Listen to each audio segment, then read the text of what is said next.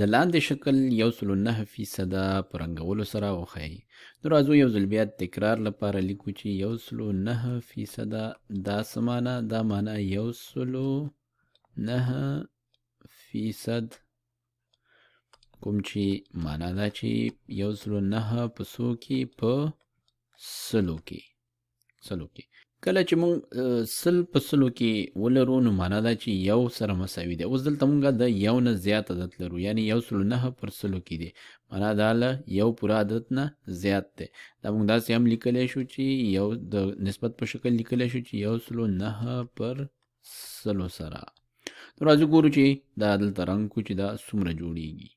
نو دلته مونږ سره یو پوره عدد دی. مونږ په تیر شکل کې دا تیره ویډیو کې داسې لیدلی و چې دا یو شکل مونږ په سلو مساوي برخو ویشلی. اوس که چیرې دا ټول رنګ کمه، دا مونږ ته څه په لاس راشي؟ دا مونږ ته یو پوره شکل په لاس راځي. دا که داسې رنګ کمه، داسې ټول راواخلو، نو دا به شي پوره سل پر سل، یا له سلو څخه سل، او یا سل پر سل، او یا 100%. نو اوس به تاسو ته د فیصد معنا روښانه شوي. نو 100% دا معنا چې یو پوره شکل.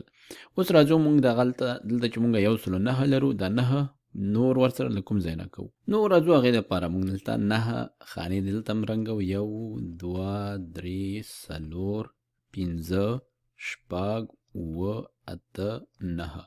نو دلته دغه برخه چې دا 9 خانې دي ته مونږ اوس ووایو دا 9% دا شو.